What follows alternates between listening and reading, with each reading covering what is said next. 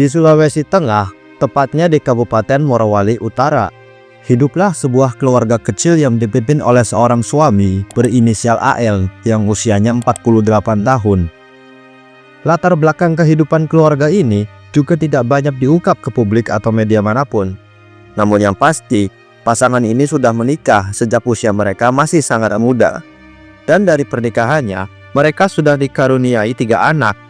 2 di antaranya merupakan laki-laki dan 1 anak perempuan. Saat itu, anak sulung mereka berusia 20 tahun, berinisial MK. Sementara anak kedua mereka berusia sekitar 19 tahun, yang berinisial SL.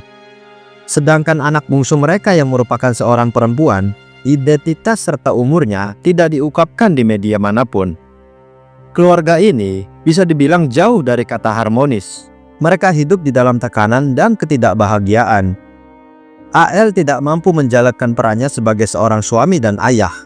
Bukannya bekerja keras untuk menghidupi keluarga, dia justru lebih senang menghabiskan waktu untuk mabuk-mabukan. Dan bukannya pulang membawa uang untuk memenuhi kebutuhan rumah tangga, AL malah lebih sering pulang dalam keadaan mabuk. Terkadang, dia terbawa emosi, amarah, dan juga melakukan tindakan kekerasan. Perlakuan kasar seperti itu sudah menjadi hal biasa dalam rumah tangga mereka, dan ini sudah terjadi bahkan sejak anak-anak mereka masih kecil. Ironis sekali, anak-anaknya itu tumbuh dengan luka batin dan trauma akibat sikap dari AL. Saat kedua anak laki-lakinya mulai dewasa, kemarahan mereka terhadap perlakuan sang ayah menjadi semakin dalam. Tidak hanya mereka yang diperlakukan kasar sejak kecil, bahkan ibu dan adik perempuan mereka juga turut menjadi korban perlakuan kasar sang ayah. Mungkin jika kekerasan itu hanya menimpa mereka berdua sebagai laki-laki, mereka masih bisa menahan diri. Namun melihat ibu dan adik perempuan mereka juga turut menjadi sasaran amarah dan kekerasan sang ayah, mereka benar-benar tidak bisa menahan diri lagi. Api dendam terus tumbuh dalam hati mereka dan siap meledak kapan saja. Lalu pada hari Senin tanggal 31 April tahun 2025, bertepatan dengan Hari Raya Idul Fitri, sebuah momen yang harusnya penuh kebahagiaan tidak berlaku bagi keluarga itu. MK dan SL justru dipenuhi emosi dan amarah saat keduanya melihat sang ayah kembali berlaku kasar terhadap adik perempuan mereka yang saat itu sedang berlebaran di desa Kolodale. Sebagai 2 orang kakak, mereka mencoba untuk melindungi adiknya tersebut. Mereka berniat membawa sang adik pergi dan segera melaporkan tindakan kasar sang ayah ke kantor Polsek Mori. Namun sebelum adik mereka sempat diamankan, ayah mereka malah semakin menjadi-jadi memukul adik mereka tanpa belas kasihan. Meski adik perempuannya itu terus menangis dan meminta ampun kepada ayahnya, amarah dan dendam yang selama ini mereka pendam akhirnya meledak. Rencana untuk melaporkan tindakan sang ayah kepada polisi pun seketika berubah haluan. Dalam benak mereka, keadilan hukum tidak akan cukup untuk membalas rasa sakit hati mereka terhadap perlakuan kasar sang ayah yang sudah berlangsung selama bertahun-tahun. Dan di saat itu, mereka pun sepakat untuk menghukum ayah mereka dengan tangan mereka sendiri. Esok harinya, tepatnya pada hari Selasa tanggal 1 Mei tahun 2025, MK dan SL berniat ingin segera melancarkan niat keji mereka terhadap sang ayah. Lalu sekitar pukul 8.30 waktu Indonesia Tengah, keduanya pergi ke desa Tomata, kecamatan Mori Atas. Mereka mampir ke sebuah warung yang ada di sana untuk meminjam 2 bilah parang. Mereka berdalih ingin membasmi ular di kebun dengan parang itu. Mendengar alasan tersebut, tanpa ragu pemilik warung itu meminjamkan 2 bilah parang pada kedua pemuda yang diam-diam tengah menyimpan emosi dan amarah terhadap ayah kandung mereka. Setelah mendapatkan parang, mereka menyembunyikan parang tersebut sedemikian rupa di balik pakaian. Kemudian mereka menuju ke desa Lembotonara. Mereka mendapatkan informasi jika ayah mereka di saat itu datang untuk menemui ibu mereka yang sedang membantu di rumah salah satu warga yang sedang merayakan Idul Fitri. Sesampainya di desa Lembotonara, mereka tidak butuh waktu lama untuk menemukan keberadaan AL sang ayah. Karena di saat itu, mereka melihat sepeda motor milik sang ayah terparkir di depan sebuah warung. Dan benar saja, tidak jauh dari sana, mereka melihat sosok sang ayah yang sedang berada di sekitar area tersebut. Kemudian MK dan SL langsung menghampiri AL dan tanpa aba-aba, Keduanya langsung mengeluarkan parang dari balik pakaian mereka. Mereka langsung menghajar ayah mereka secara bergantian. Saat itu, AL tersentak kaget karena kedua anaknya datang dengan membawa sajam. AL berusaha menghindar dan sempat berteriak minta tolong. Dia juga sempat meminta penjelasan atas serangan mendadak yang dilakukan kedua anak laki-lakinya itu. Namun bagi MK dan SL, sudah tidak ada lagi ruang untuk berdiskusi. Semuanya seolah sudah terlambat. Semua amarah dan dendam yang telah lama mereka pendam seolah tumpah tanpa terkendali. AL berusaha menangkis serangan-serangan itu, tapi tidak sebanding dengan tenaga dan amukan brutal dari anak-anaknya tersebut. Dan dalam sekejap, SL berhasil menebas kepala AL dari arah belakang, membuat sang ayah tersungkur jatuh ke tanah. Kepalanya bocor terkena sabetan parang. Dalam kondisi tidak berdaya, MK yang kesetanan kembali melancarkan serangan dengan menebas bagian wajah AL tanpa ampun.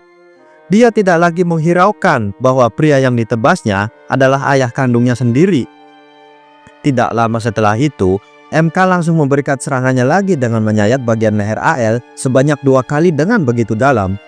Serangan itu langsung membuat AL tidak bernyawa karena disembelih oleh anaknya sendiri. Cairan merah segar pun menggenang di sekitar tubuh AL. Dia tergeletak, tidak bernyawa. Melihat sang ayah terkapar dengan banyak cairan merah menggenang di sekitar tubuhnya, MK dan SL pun mendekat dan memeriksa kondisinya. Nafas AL sudah tidak ada, denyut jantungnya juga sudah berhenti, yang menandakan bahwa ayah mereka benar-benar sudah kehilangan nyawa di tangan mereka, anak kandungnya sendiri. Setelah memastikan ayah mereka sudah tidak bernyawa, MK dan SL langsung berusaha melarikan diri. Sementara warga sekitar mulai berdatangan untuk melihat apa yang terjadi karena mendengar suara gaduh. Sadar bahwa mereka bisa tertangkap, MK dan SL bergegas melarikan diri dari lokasi kejadian. Saat itu, mereka melarikan diri ke arah desa Tomata. Beberapa warga sebenarnya sempat melihat MK dan SL melarikan diri. Namun perhatian warga justru lebih tertuju kepada kondisi AL yang tergeletak bersimbah cairan merah. Dengan rasa cemas dan penasaran, mereka mendekati tubuh AL yang terkapar di dekat warung itu. Beberapa warga bahkan sempat memeriksa kondisi AL. Namun sayangnya, AL sudah tidak menunjukkan tanda-tanda kehidupan. Dia sudah kehilangan nyawa di tempat itu akibat serangan brutal yang dilakukan oleh 2 anak kandungnya sendiri. Sementara di tempat lain, istri AL, ibu dari MK dan SL, akhirnya mengetahui kenyataan pahit tersebut. Dan dia hanya bisa menangis. Meskipun suaminya sangat sering menyakitinya, tidak terpikirkan sedikit pun dalam benaknya jika suaminya akan berakhir secara tragis. Kejadian naas tersebut pun langsung dilaporkan kepada pihak kepolisian. Dan pihak kepolisian yang menerima laporan juga langsung datang untuk melakukan proses olah TKP dan mengevakuasi jasad korban ke rumah sakit untuk dilakukan proses pemeriksaan lebih lanjut. Diketahui bahwa korban kehilangan nyawa akibat luka serius di kepala dan wajahnya. Sementara itu, tim kepolisian mencari alat bukti di TKP dan meminta keterangan beberapa saksi untuk mengungkap kasus ini. Mereka berharap segera menangkap pelakunya.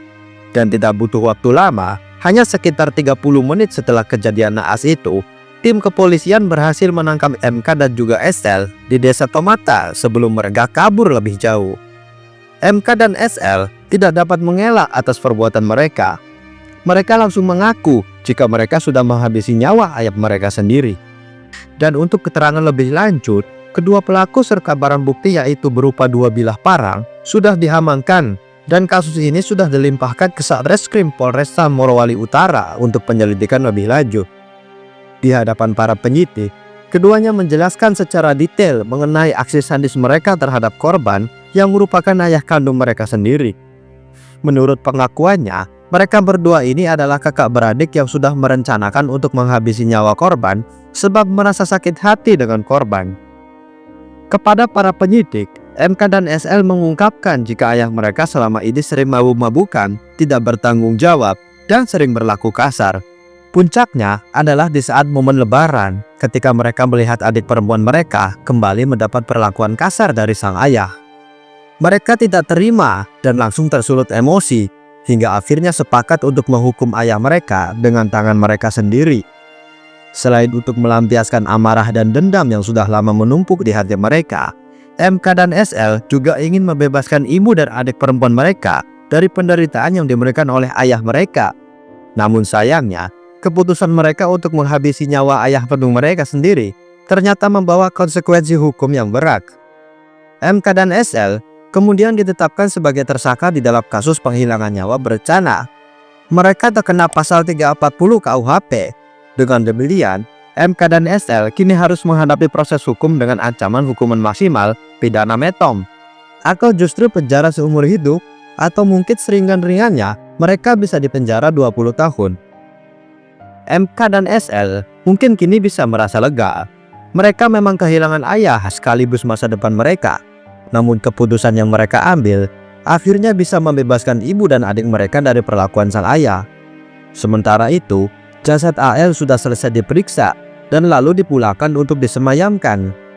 Meski semasa hidupnya dikenal memiliki sifat yang keras dan kerap memperlakukan keluarganya dengan kasar, namun kepergiannya tetap meninggalkan duka.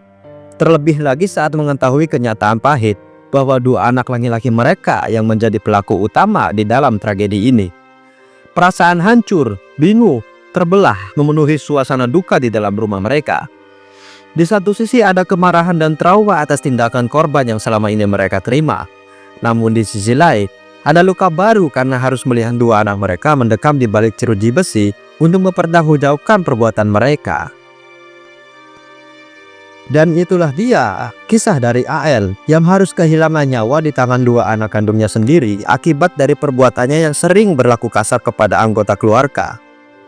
Apa pelajaran yang bisa kita ambil dari kisah ini? Mari diskusi di komentar, dan sampai jumpa di kisah-kisah lainnya. Terima kasih.